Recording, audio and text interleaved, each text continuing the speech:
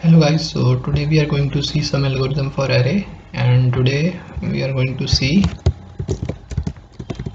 bubble sort. So in bubble sort, let me give you an example. So let's say if I have 4 7 6 2 1.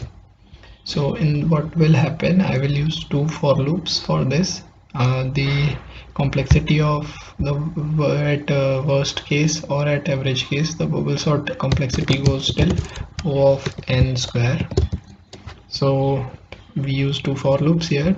One for loop is for iterating for number of times of iterations, and other for loop is to swap the values. So what happens is, this is outer for loop. So at 0th iteration of outer for loop, what we check is if 4 is greater than 7 or not. So if 4 is greater than 7, then it will swap. So it is not greater than 7, so it will not swap.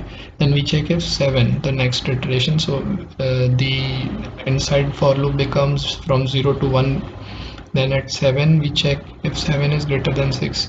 So if it is greater than 6, we swap. So it is greater than 6, so the in that iteration we get 7 6 4 4 6 7 2 and 1. Now we check if 7 is greater than 2 or not, and it is. So again it gets swapped. So 4 6 2 7 and 1. Then we again check if 7 is greater than 1, and it is. So we again swap. So 4 6 2 1 and 7. So this will happen in the first 0th iteration.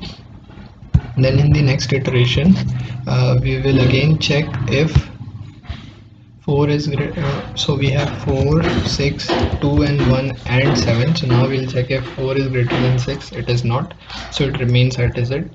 Then we check if 6 is greater than 2. So that is true, so we get 4 2 6 1 and 7. So the swapping happens here. Then we check if 6 is greater than 1. So 6 is greater than 1, so we again swap. So we will again check if 4 is so we have 4 6 2 and 1 and 7. So now we'll check if 4 is greater than 6. It is not, so it remains at z. Then we check if 6 is greater than 2. So that is true, so we get 4 2 6 1 and 7. So the swapping happens here. Then we check if 6 is greater than 1. So 6 is greater than 1, so we again swap. So we get 4 2 1 6 and 7. So as you can see, we get this, and in this case we get 6 at this place, and if we check 6 is greater than 7, so it is not, so no swapping will happen. So in the second iteration, what will happen, we get we check if so first we have this array. We check if 4 is greater than 2. So 4 is greater than 2, so it will get swapped. So 4 1 6 and 7. And then in the next iteration we check if 4 is greater than 1. So we get it is true, so we get 2 1 4 6 and 7. So this will after this we check if 4 is greater than 6. It is not. Then we check if 6 is greater than 7. So that is also not. So this will this will be the array after the second iteration. So if you look closely, what is happening here is, on the 0th iteration, on the first iteration, we get the biggest number at the 0th index. Then on the second iteration, we get the second biggest number on the second last position, and then in the second iteration we get the third greatest number at the third last position, and so on. So what is happening here is, we are sorting from greatest to smallest using this logic we use in bubble sort. So let me show you how to code this. So I have a class bubble sort here. I'll first write the main. So public static void main string args. So here let me create an array. So we have this, and then the array can be 4 6 7 2 1. So this is the array which we used.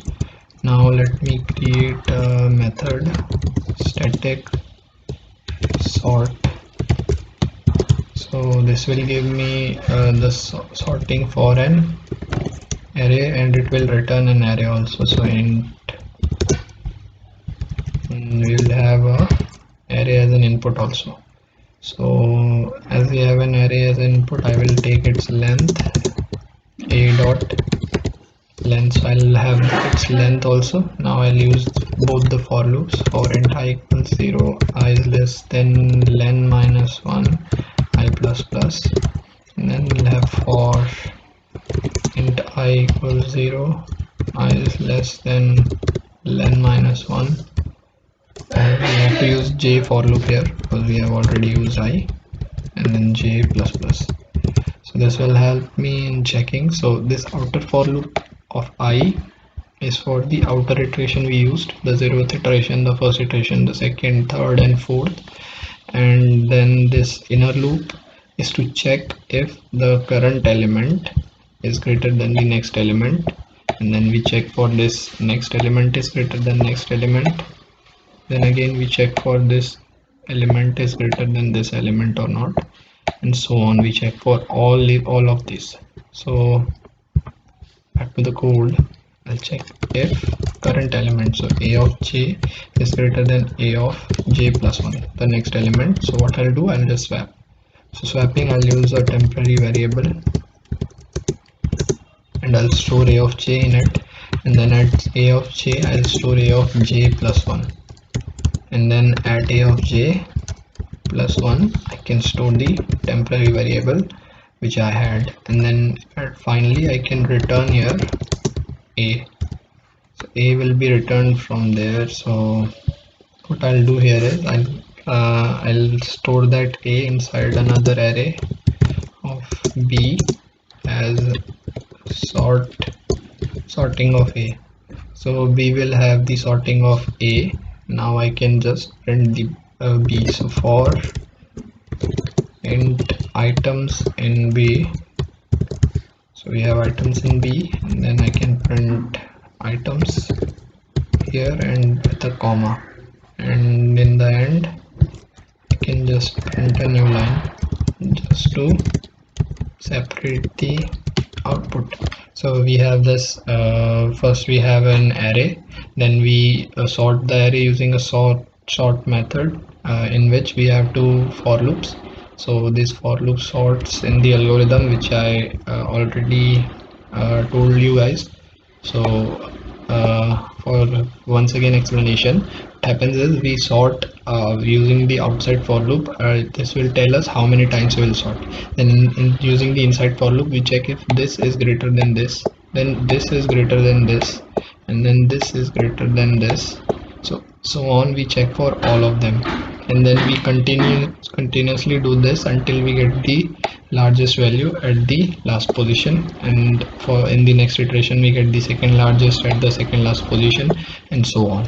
So this sorting is going on like this. Let's see the output for this.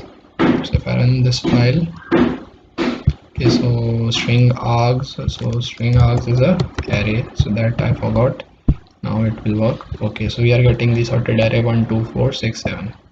So I can optimize this much more also. So for instance, if in any iteration we have already got the uh, value, or we have already got the sorted array, so I'll use a boolean is sorted to check if it is already sorted, and it will be false in the beginning, and then it will be true if is sorted is inside this.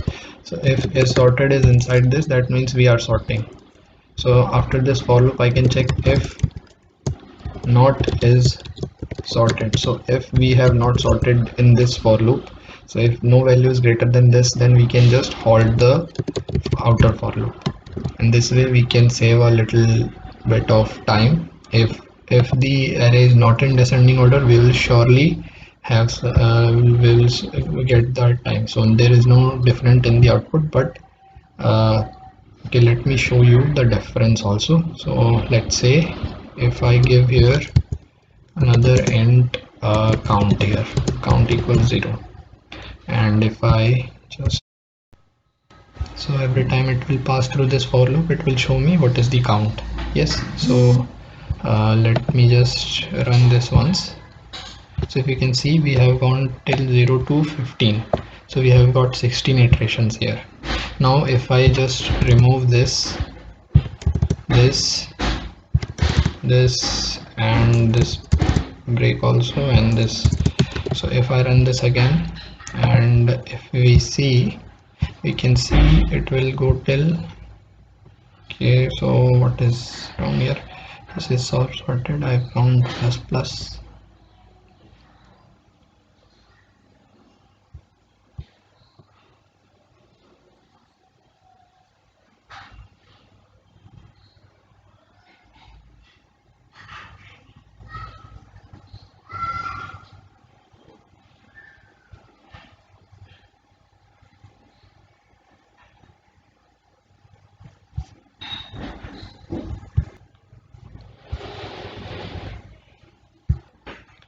So the current example we have taken takes all the 16 iterations. As you can see, if I run this, it will take all the 16. But if, let's say, I change it, if I put 1 and 2 here and 6 and 4 here, so if I sort this, let's see what the output we get. Run file. So as you can see, we get 0 till 11 only. We are not getting till 15. So this is only about 5 numbers. If we get more than 5 numbers, it will also change. Let's say if I put 4 here and 6 here, so this is also a pretty much sorted array. So if I run this, we get 0 1 2 3 4 5 6 7 only. So as you can see, it decreases using this is sorted. So this will help in reducing some of your time. So that's it for bubble sort.